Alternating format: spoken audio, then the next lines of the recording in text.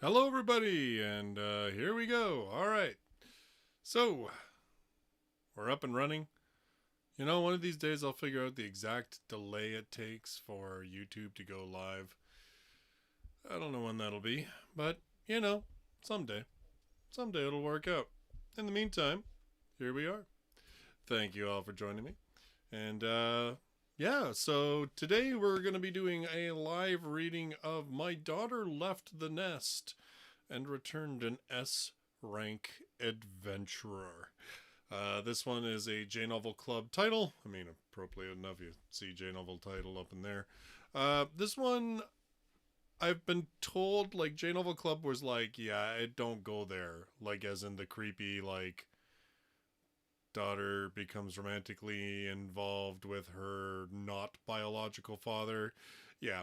Supposedly it doesn't go there, and that's probably a really good thing. Alright, so. It's about 45-ish seconds. Really? Okay. Well, I'm gonna have to figure that out because I always feel like it's such a doughhead where I'm like, as soon as it seconds, you're live, and I start talking, and then when the preview comes up, it's like I'm just sitting there like,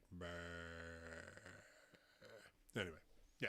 So, all right, so yeah, this of course, I threw out a bunch of titles to my YouTube members and asked them what the heck should I be reading tonight, and this is the title that they chose.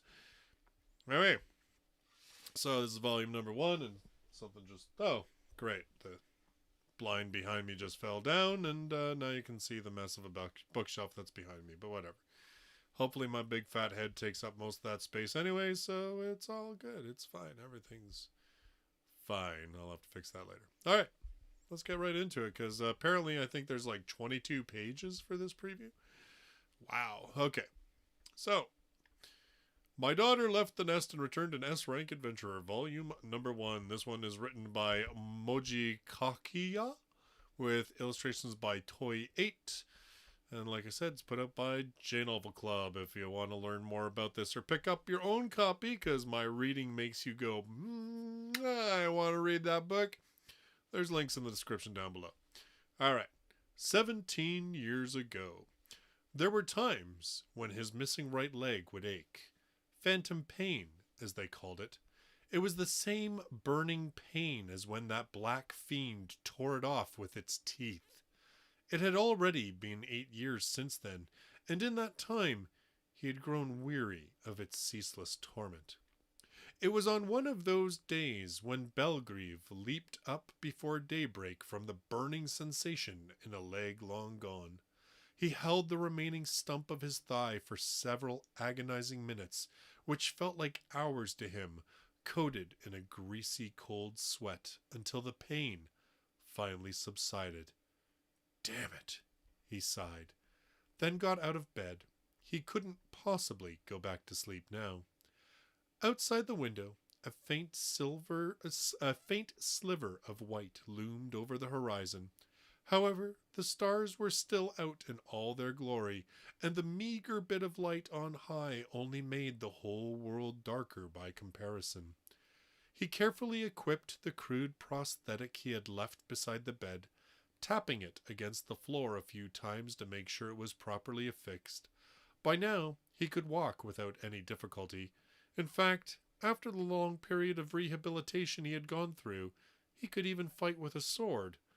Unfortunately, it wasn't exactly reliable enough for him to return to his livelihood. There were those in the world who called themselves adventurers. The weakest of the bunch would gather herbs and other raw materials, while those with a bit of skill under their belts would earn a living hunting beasts called fiends. It was a trade where one's ability to put food on the table any given night depended on whatever tasks the guild was offering that day. But slaying a powerful foe could net an adventurer incredible wealth and fame. In truth, it was far from steady work. Many jeered at them. It was seen as a trade for ruffians and failures who couldn't hold a proper job. Even so, society could not function without them. and there was still an unending line of people who became adventurers anyways. Their lives are an adventure in and of itself, someone once said, quite sarcastically. Yet that statement did contain a hint of truth. It was a life lived perpetually between pleasure and death. That was what it meant to be an adventurer. It had been 7 years since Belgrieve returned to his hometown, a rural village called Ternera. He was 25 now. Having lost his parents early, he had left for the capital city of Orphan at 15, in the hopes of hitting it big and becoming the talk of Ternera. However, he had hardly been there 2 years before a fiend made off with everything below his right knee. He tried taking up small jobs for a while, gathering herbs and the like, as he rehabilitated, but ultimately returned home as the reality of the situation dawned on him. He had lived in the small village ever since, doing various jobs that mainly involved tending to the fields. As he walked out of the house, the brisk, fresh air filled his lungs, and the gentle breeze ruffled his short red hair. All around, he could hear chickens clucking. The early bird farmers were already preparing for work, and the shepherds had unlatched their fences to herd their flocks to the green pastures outside the village, where they could eat their fill.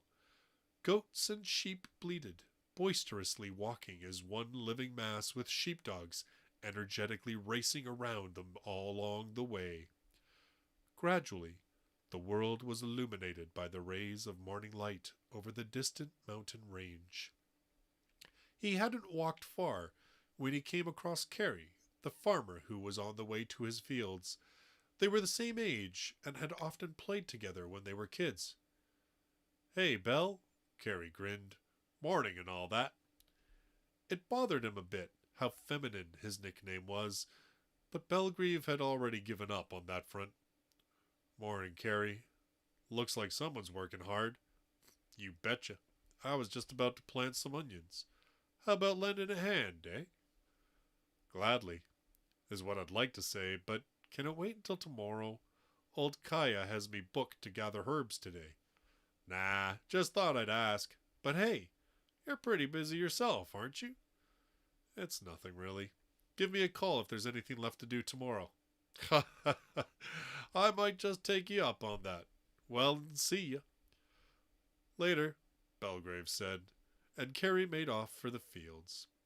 While Belgrieve had been a laughingstock when he first returned, he was now seen as a reliable member of the community. He would be the first to volunteer for the jobs no one wanted, and would use his adventurer knowledge to pluck herbs and drive off fiends. He helped with the fields, too, and whenever he hunted, he would share his spoils with the village. At this point, the villagers saw him in a completely new light. Using his morning walk to patrol the village, Belgrieve made sure there were no signs of fiends around. Then he returned to his house, practiced some with his sword, ate breakfast, packed lunch, and headed off to the mountains. It's fall, all right. Once the sun had made its ascent, the sky was so vast and blue. The trees were in the midst of changing to reds and yellows, and it was as if the summer heat from just a month ago had been a dream. But this was no time to grow careless. If he let his guard down, it would be winter before he knew it. He scanned the undergrowth and the vines coiling around the trees for their berries. One by one, the plants he was looking for filled his basket.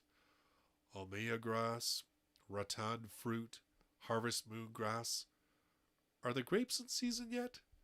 Belgrieve plucked one of the small wild grapes and plopped it into his mouth. It was sweet and sour. Just right. The kids will love it. He hadn't been asked to gather them, but piled mountain grapes and Acacia fruit over the herbs anyway. Exploring the mountain was always dangerous work. Fiend encounters were a risk, of course, but even wild animals were a considerable threat to most humans. Lumberjacks did their work in the forests around the village, but hesitated to venture into the mountain ranges beyond. A former adventurer like Belgrieve could handle most fiends and beasts that inhabited these parts. He hadn't missed a day of training since he returned, The loss of his right leg put him at a far cry from peak condition, but nothing that lived in these mountains could ever get the drop on him. After having gathered his fill of herbs before the sun was at its peak, Belgrieve found a nice sunny spot to sit for lunch. It was a simple morsel of hard-baked bread and goat cheese, but the fruits he'd gathered elevated it to quite a delicacy. He devoured the bread, washed it down with water from his flasks, and took a deep breath. The autumn air was refreshing, invigorating, and just a slight bit of rest was enough for him to fully recharge. All right, it looks like I can help carry today. He'd found everything he was looking for earlier than expected, and could be back in the village by evening. It was around the time Belgrieve had stood and stretched that he heard a faint cry. He immediately reached for his sword, his eyes narrowing as he scanned the area. He could not sense any fiends. However, the cry was audible so long as he concentrated. It was the whimper of a baby. This deep in the mountains? He warily muttered to himself. There were fiends called pixies who mimicked babies' voices. While not strong per se, they were an ill-natured sort who would use trickery and magic to mess with a weary traveler's sense of direction. Belgrieve had been to these mountains so many times he considered them his own backyard and had never encountered any pixies there before, but nothing was lost in being cautious. Keeping his hand on his hilt, he slowly made for the direction of the voice. After parting the thicket, what he found left him almost at a loss for words. Well, I'll be. It was no pixie. It was none other than a human baby, laying in a basket woven from wisteria vines. It was wailing, perhaps from an empty stomach. As a matter of fact, with the amount of sound it was making, it was a miracle a wild beast hadn't gotten to it first. At this time of year, the mountains housed wild dogs, wolves, and bears engorging themselves for winter. Belgrieve approached and observed the baby carefully. Its hair was black, rather rare in these parts. When he picked it up, it stopped crying and stared back at him with its wide, black-colored eyes. He could almost see his own reflection in those bleary pupils. He scowled. Who could have left it here? It was always big news in Ternera whenever a child was born or was going to be born. The baby's ears were not pointed, so it wasn't an elf. So who was the parent who came all the way out here to abandon their baby? No amount of rumination could lead him to an answer. What now? He hesitated for a moment. However, seeing the baby become so calm and relieved as he cradled it in his arms, he felt as though he couldn't just leave it be, especially not with the trust reflected in its eyes. Belgrieve gently stroked the baby's head. It started to doze off, feeling entirely at peace. The bottom of the basket was layered several times over with old rags and dried herbs that were said to keep evil at bay. It seemed the child wasn't abandoned out of hatred or neglect. Fine, he sighed. Don't really got a choice, do I? When Belgrieve descended that mountain, he was laden with a new basket and a baby. Just going to take a moment, take a little sip. Hello, everybody.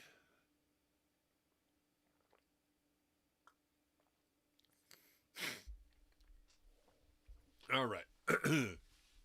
5 years ago. Hee-yah! The girl with short black hair raised her wooden sword overhead and swung it down on Belgrieve. Her footwork was impressive. She practically glided along the floor as she aimed for a gap in his defenses.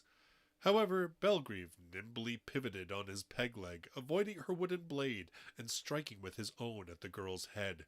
The girl yelped and fell to her knees.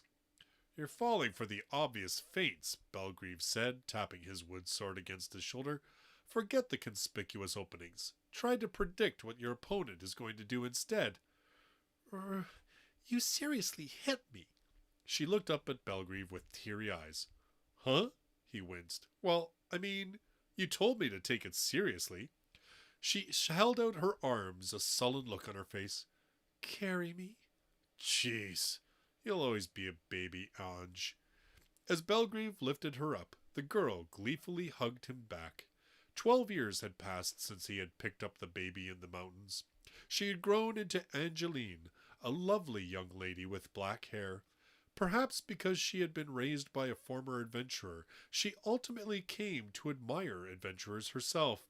By the time Belgrieve realized it, she was there beside him, imitating the practice swings he did every day.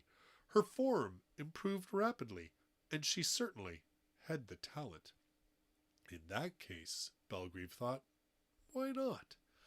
And so he taught her the sword for self-defense. By this point, even the village adults were no match for her, though, of course, she had never managed to land a strike on her father and master. Angeline nuzzled her head against Belgrieve's chest. You smell nice, Dad. The things my kid says these days. How about we have dinner? Yeah! Belgrieve entered the house, still carrying Angeline. It was almost dusk. He was on the cusp of 37. The youthfulness had completely vanished from his face. His jaw was covered in a red beard, and stateliness befitting his age had begun to set in. Despite being nearly 40, however, he was still in good shape. He still entered the mountains and fought off beasts and fiends. His prosthetic leg was hardly a problem anymore, his movements stronger and even more refined than in his youth. His simple and honest work earned him more and more trust, and he was now one of the pillars supporting the community.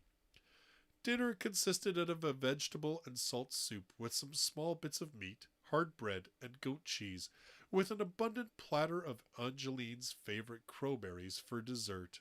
Sorry, cowberries. Cowberries? That does not sound... that don't sound so good. Okay. After harvesting cowberries in the fall, they would usually nibble on them sparingly. However, this was the last dinner they would be eating together. What harm would a little indulgence do? The mountain wildlife had been growing livelier as of late, and Belgrieve would often take Angeline along to hunt. Though they would partake in a portion of the meat, a majority was shared with the villagers.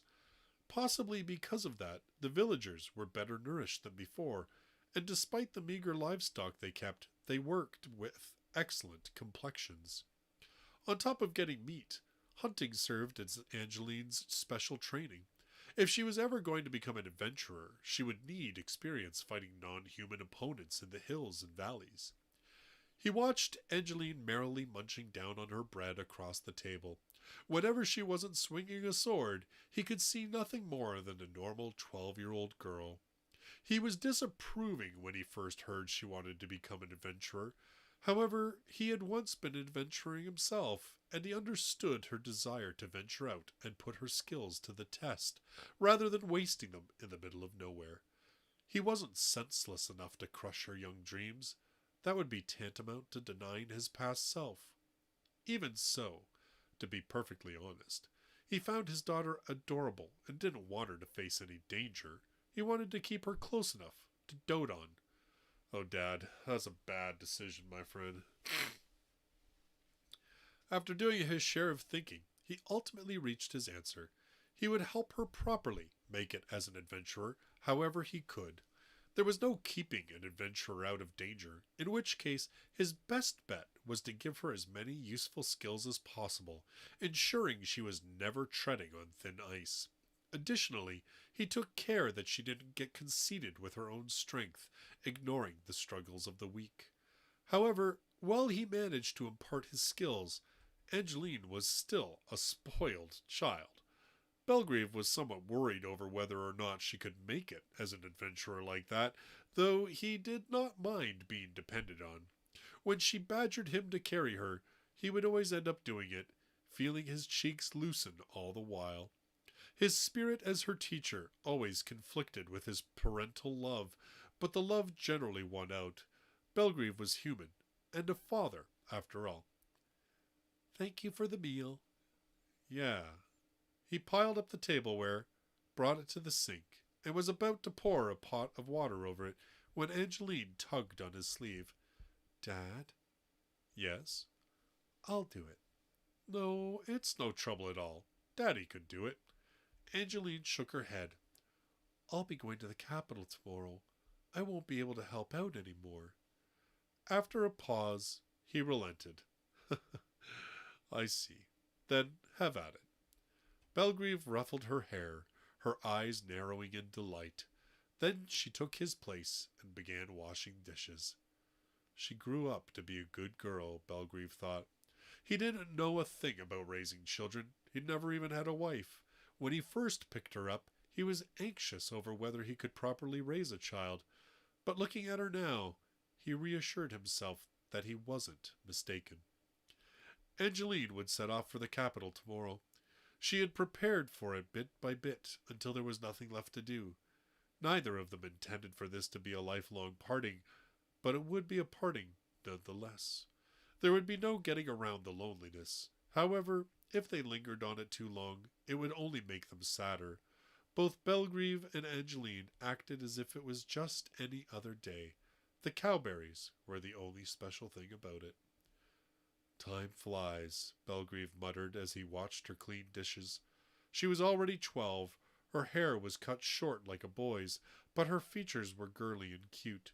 She would have surely made for a good wife for someone if she didn't become an adventurer, Belgrieve thought, then shook his head. I don't know when to give up, do I? He said, smiling bitterly. Once the dishes were done, Angeline pounced on him. Whoa! Dad, hug me. Your hands are still wet. Good grief. She melted like putty in his hands. I'll do my best, she said after a moment. Yeah.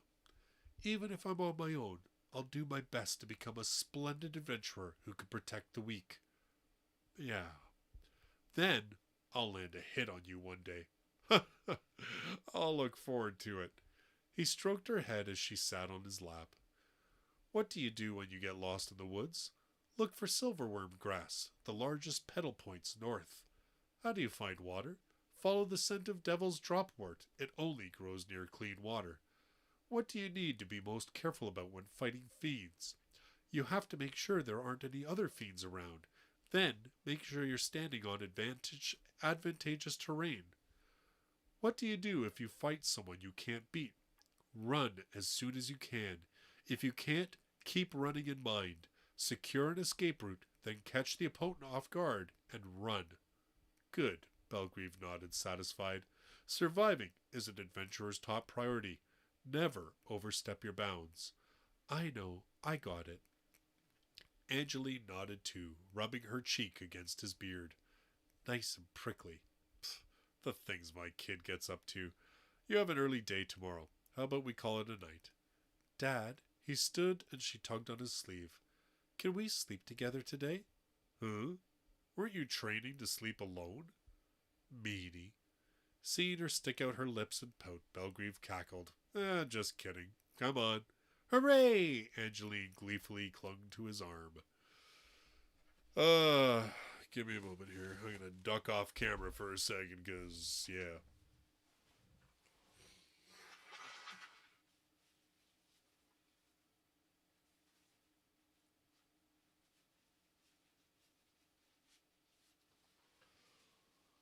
Gotta figure out a way to mute this microphone, because you probably all just heard me kind of blow my nose. I apologize for that.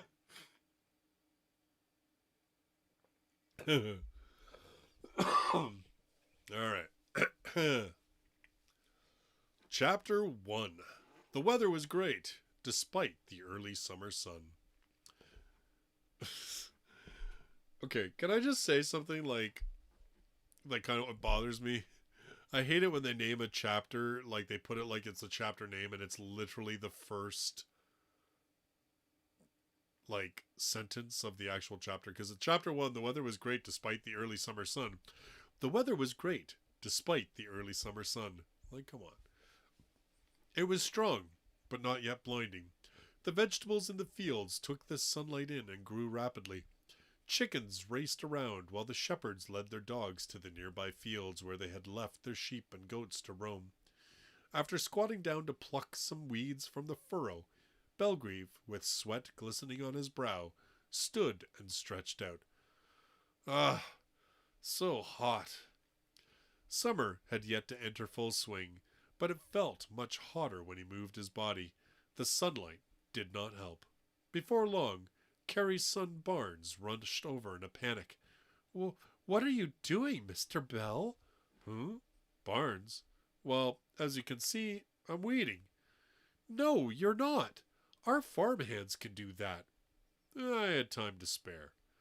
Our folks are going to run out of work at this rate. Yeah, well, that's true, but... Come on, my old man told me to get you. Over here, come on. Belgrieve had a wry smile on his face as Barnes herded him under the shade of the gazebo. Carrie was working there, looking through his ledger. He was quite a bit rounder than he had been in the past, a full-bodied man in high-quality clothing. By now, he was a manager rather than a farmer, and he would rarely work in the fields himself. Carrie was known as the wealthiest man in the village. His fields were sprawling. His sheep numbered 100... Drink time. His sheep numbered 150, his goats 100, and he had opened workshops to produce textiles and cheese, providing work for the rest of the village. It was in Carrie's field that Belgrieve had been plucking weeds.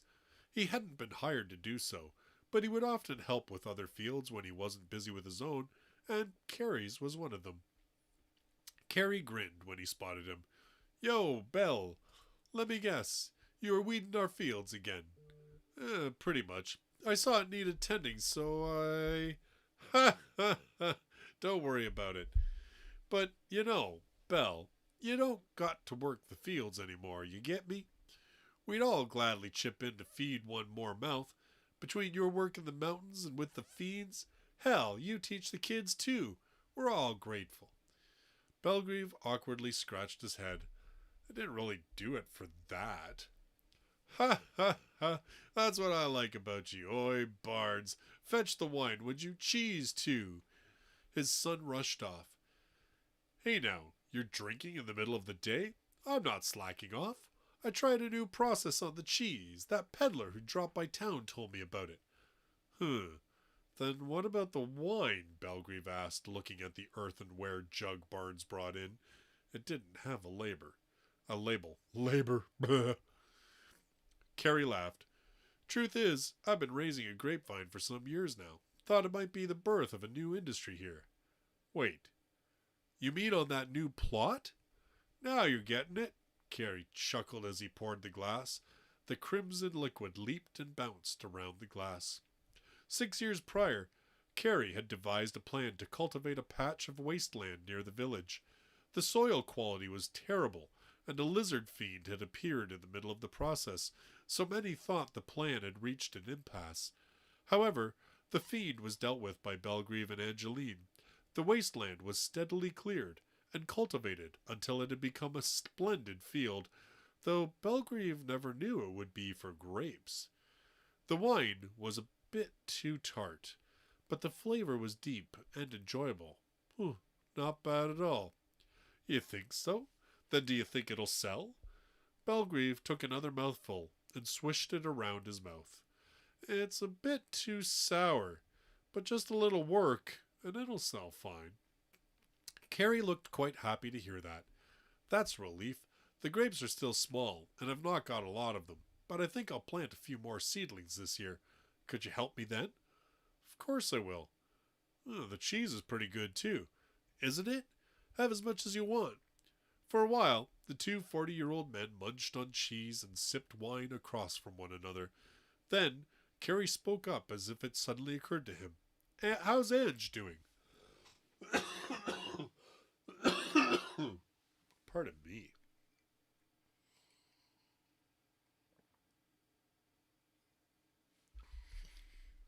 Give me a moment, my fans.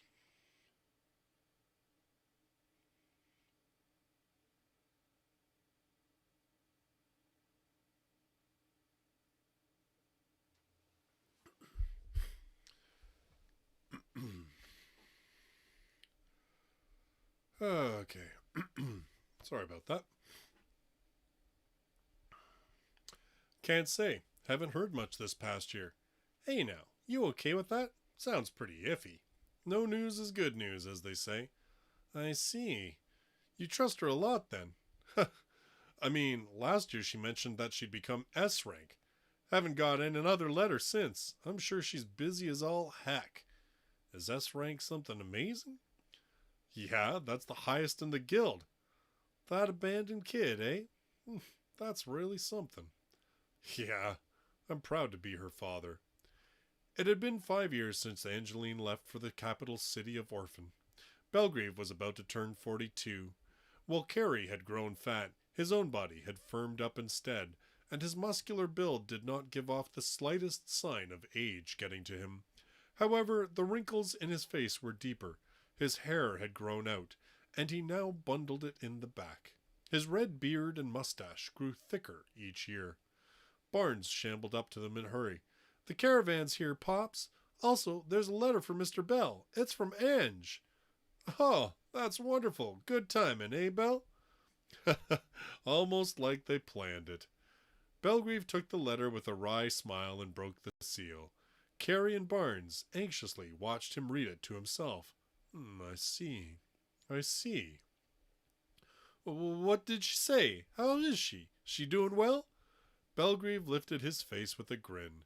She's been given an extended break, so she'll be returning at the end of the month. Oh! Carrie shot to his feet. Big news! Great news! I gotta prepare something. Hey, don't make such a big deal out of it. What are you saying, Belle? It's the first time in 5 years. You should be a bit happier. It just doesn't feel real to me. But still, he tried picturing it. If 5 years had passed, Angeline would now be 17. She was surely taller by now.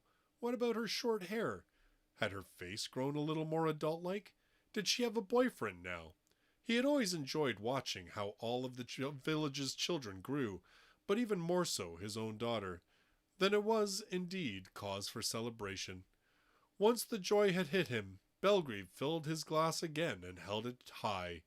Cheers to Ange! Praise be to the spirits and the great god Vienna. Maybe it wasn't so bad to drink midday after all. At least, that was what Belgrieve was starting to think.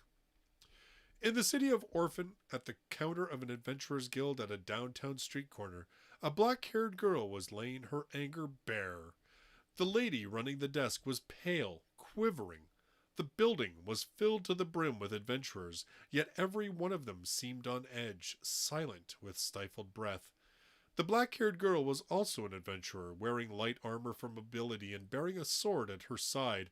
Her hair, which was long enough to fall to her hips, had been artlessly tied back, and her eyes, somewhat droopy and sleep-deprived, were the same shade of black. Those black eyes were seething, as she made no attempts to conceal her rage. Her glare pierced right through the receptionist. I remember you saying I could take a break tomorrow, the girl growled after a moment. No, the receptionist seemed to be scared out of her mind. That was the plan, but there have been numerous reports of a calamity-class fiend around the town of Garuda, and Angeline, you're the only one who can handle it. The black-haired girl was Angeline. It had been 5 years since she left Ternera. Now 17, she was taller, and had begun to look rather grown up, though some childlike innocence still lingered on her face. Ange continued to rage. Why do I have to go? It's just a calamity class. Any A rank and above should manage. You'd go so far as to revoke my precious holiday just to rope an S rank in? This is tyranny. The thing is, an AA rank party headed out a while ago, but they failed. Angeline slammed her fist against the counter. Cracks spread across its marble surface, reaching as far as the floor. The receptionist had nearly fainted by then, but she just barely held on. Such incompetence, each and every one of them. They're all dragging me down because of their failures. Emanating a pitch-black aura, Angeline muttered what sounded like curses under her breath. S rank? So what? It's been one hard request after the next. I don't even have time to write to Dad, never mind returning home. Now my long-awaited time off is crushed by a sudden request. I've been doing this shit non-stop for almost a year now. Why do Calamity Class fiends keep popping up? And why are they left unchecked? What the hell are the rest of them doing? Angeline looked over the other adventurers, who were silently trying to make themselves look scarce. They awkwardly turned their backs to her and averted their eyes. She violently scoffed, then smacked the counter again. The cracks spread even further. This is pathetic. Hold on, Ange. Calm down. She's right. There's no use in taking it out on her. Two girls who had been anxiously watching the exchange finally stepped in to stop her. Angeline heaved a deep sigh, looked at the receptionist, then barked, "The details! Out with them!" "Yes, ma'am," she whimpered, frantically ferrying the paper listing information on the request over to Angeline. "Humph!" Angeline scoffed, then turned on her heels. "Mary, Anne, I'll be at the usual bar." Then she left the building. Now silent, the guild could finally breathe. At least, the subsequent ruckus made it seem so. The receptionist held her chest and took a deep breath. That was terrifying. I've never seen her that angry before. "Sorry, she's not usually like that, right, Anne?" said a girl who gave off an airheaded impression. Her light purple curly hair grew out wildly, only contained by her pointed hat, and she wore a robe with blue as the base color. Her name was Miriam, and she was an AAA rank magician. She was a year older than Angeline, but as she was shorter, she looked like the youngest of the group. "Yeah, I've never seen Ange like that either," the girl with short chestnut hair nodded. She wore sturdy clothes that offered a full range of movement, and carried a bow in her hand. She was Anessa, similarly AAA rank, and specializing in the bow. Anessa was the oldest at 19. She was level-headed more often than not, which meant it was up to her to stop Angeline and Miriam when they ran amok, though they were both Angeline's party members. After consoling the receptionist, the two of them made for the establishment where Angeline awaited them. They found her there at the bar, just as disgruntled, chowing down on roast duck. Thanks to the unfathomable ill humor she exuded, there were no customers to be found around her, and her alone. The girls smiled bitterly, then took their seats. "You're late," Angeline pouted. Sorry. Hey, was the break really that important to you?" Parties containing S-rank adventurers were dragged all over the place to take on high-ranking fiends, harvest rare materials, and clear high-level dungeons.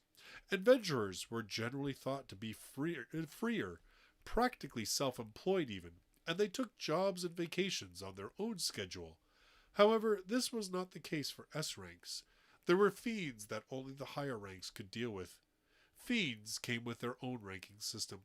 Any fiend above A rank was considered Calamity Class, which meant B rank adventurers and below would not stand a chance. An A rank adventurer or higher would have to deal with it. The higher she rose in the ranks, the more it came to pass that the guild would unilaterally shove work onto her rather than her choosing it for herself. It was essentially like she worked for the guild now. At A rank, the concept of vacation still existed, though she hadn't found the time for an extended leave. Lately, however, the frequency of Calamity Class fiend encounters had risen sharply. They were never that numerous before, and the system which bound high-ranking adventurers to their duties had been little more than a formality. It was easy to take a break, not to mention that a city on Orphan scale boasted numerous S-rank adventurers. The loss of one should not have posed much of a problem. Now, however, the number of fiends had increased, and there was no room for any leeway. Angeline had been making a big deal about her vacation for quite a while now, and in the time since had hunted many formidable fiends and cleared many a difficult dungeon. This just had to happen after she had completely cleared her schedule. The girls couldn't blame her for being in a bad mood. However, this was on another level. They hadn't known her for long, but neither could remember ever seeing her like this. Angeline irritatedly stuffed her cheeks with duck, violently washing it down with a swig of wine. Then she took a deep breath and fell to the table, defeated. I thought I'd finally be able to see Dad. Your father? You bring him up now and then. What sort of person is your dad, Ange? Hold on, folks. I gotta step away for a second.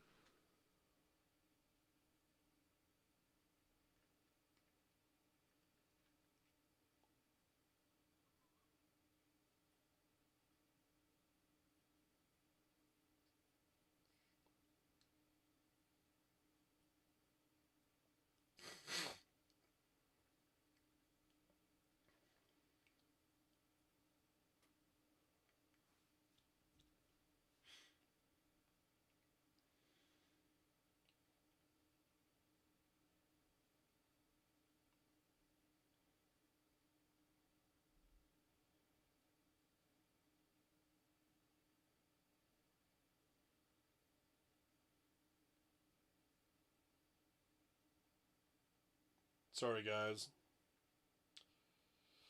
I'll get back in just a second. I'm sure I've told most of you that I have like a newer job now, and unfortunately I'm on call, so I kind of have to respond when things happen. So it always happens, of course, when I want to try and do something else.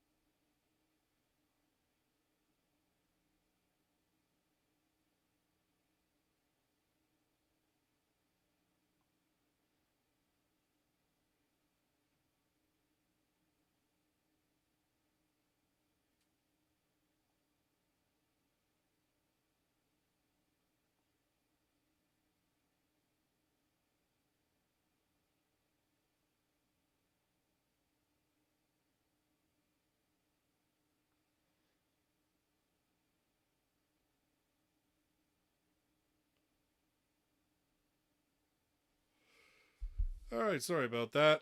Of course. Of course. I should have known. I should have known the second I thought to myself, you know what? I'm going to stream tonight. And I'm going to do a live reading. I should have known something would happen at work. And for the first time all week, I'd actually have to do something. Anyway, hopefully it's nothing too terrible, and that'll be all I have to do right now. Okay. You bring him up now and then. What sort of person is your dad, Ange? He's kind, strong, and cool. The best dad I could ask for, she said, her eyes wistfully trailing off into the distance, though some might have interpreted her expression as one of ecstasy instead. Miriam and Anessa smiled wryly and reached for the drinks that were brought to them. After a sip, Miriam asked, "Does that mean he's an adventurer?" "That's right. My dad taught me the sword along with what it meant to be an adventurer. But I've never managed to land a hit on him before." "Huh? Really?" The girls were frozen in place. When Angeline first appeared at the guild 5 years prior, a group had picked a fight with her, partly just to tease a little girl. She beat them down on her own. That alone wouldn't have been anything special, but those adventurers were a B-rank party. B-rank was just a stone's throw away from the upper echelon of adventurers. They were solidly mid-tier, their skills leagues beyond the average street thug or brawler. However, those B-rank adventurers found themselves no match for a 12-year-old girl who hadn't even registered yet. This astounded the adventurers of Orphan, and the girl became the subject of much attention. In less than a year, the girl was B-rank. In another 4 years, she was S-rank. Her moniker, the black-haired Valkyrie, was known throughout the dukedom, nay, the entire empire. The point being, Angeline's skills had been abnormal when she was only 12, but her father must have been even more so if Angeline had never managed to strike him. "Your dad sounds pretty incredible," Miriam mused. Angeline's eyes lit up, and she gleefully bobbed her head. Yes, incredible. But he's not just strong, he's amazingly kind too. In that case, is he someone famous? Anessa asked. To this, Angeline puffed out her chest as if she had been waiting her whole life for that question.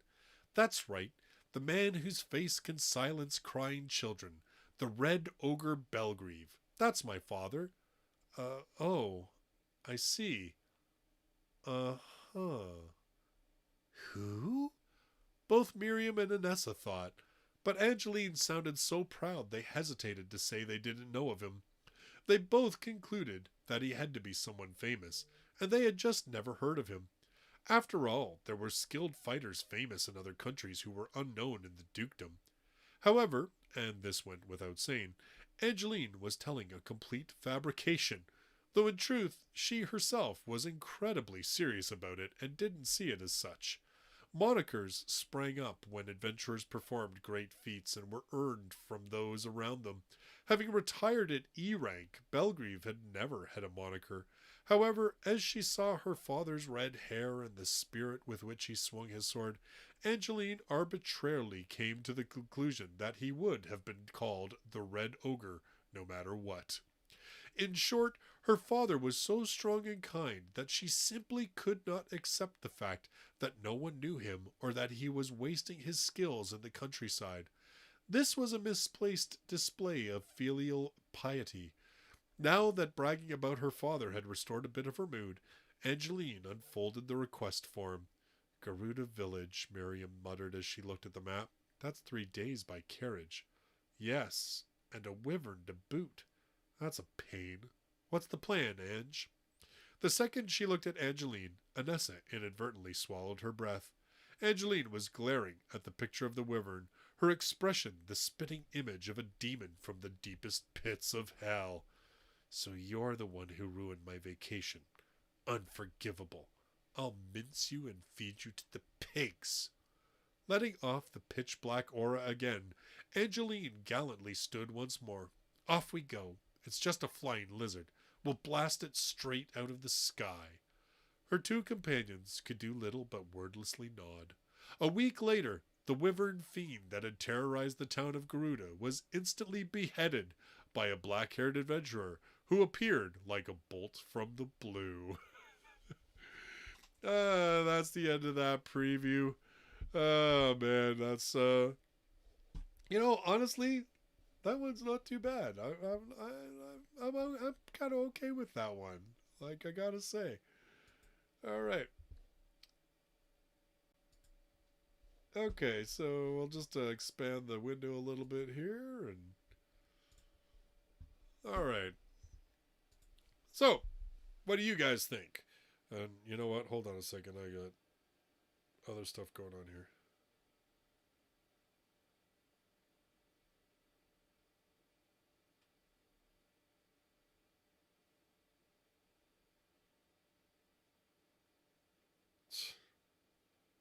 Of course.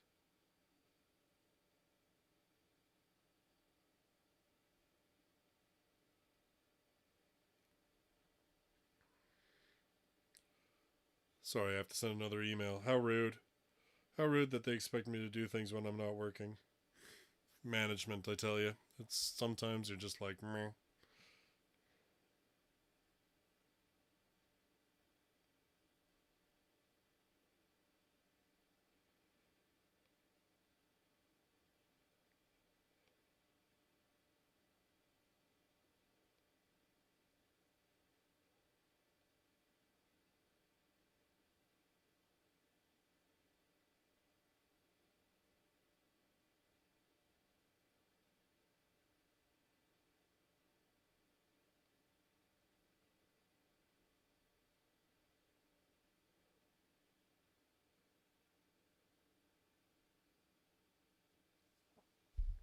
Alright. Hopefully that'll be the end of that. So, we're good.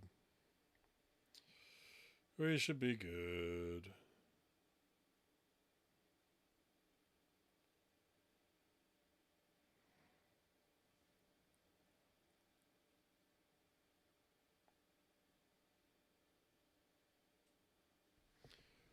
All right. Management, I tell you.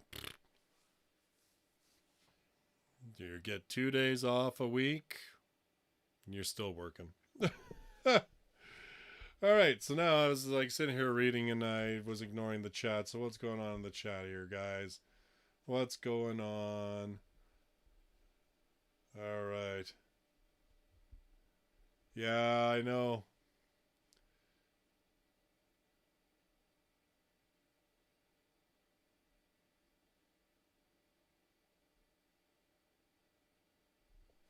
Yeah, I know, Mirage. I did hear that there is that bit of cringe factor. Like, it might not go there, but yeah, apparently the daughter's admiration and love for her dad is just like totally into the cringe territory, which I guess, it kind of depends on your strength for that kind of thing, but nonetheless, I will say though, like when I was starting to read it, I thought that the writing was pretty decent. Like, I mean, there was quite a bit of nice work in terms of the prose describing like the village and the weather and the setting of it.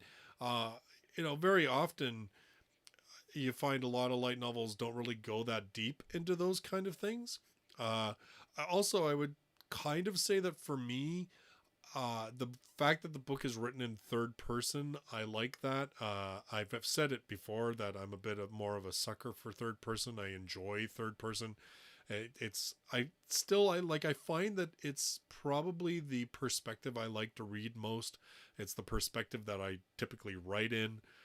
It's just I kind of like that ability it gives you to sort of be in a character's head, but not so much that um you're kind of like experiencing it almost like you're watching it as a film or something. You know what I mean? Like I don't know how to put it, but I like third person, and I sometimes find, and this is not an always thing, obviously, so don't come out after me, but I find that especially when it comes to light novels, I find that light novels written in third person typically seem to be a little stronger in their writing when it comes to like setting and describing things and stuff than first person light novels. Again, that is just my general experience. There is obviously exceptions to every single rule, but that is kind of my experience with it.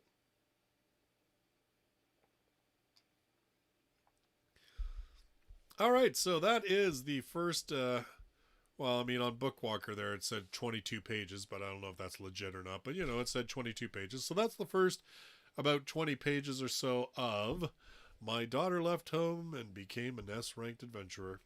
And, well, My Daughter Left the Nest and Returned an S-Ranked Adventurer. So that's the first volume.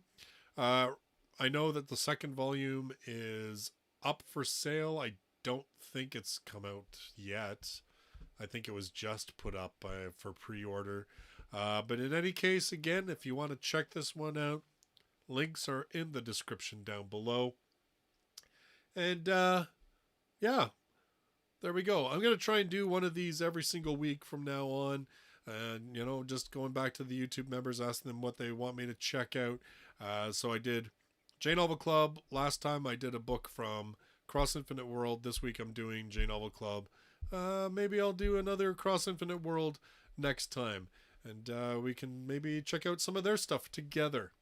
So, in the meantime, thank you so much for joining me in this stream. Now I look forward to seeing you in my next one. Until then, have a great night, everybody. Bye-bye for now.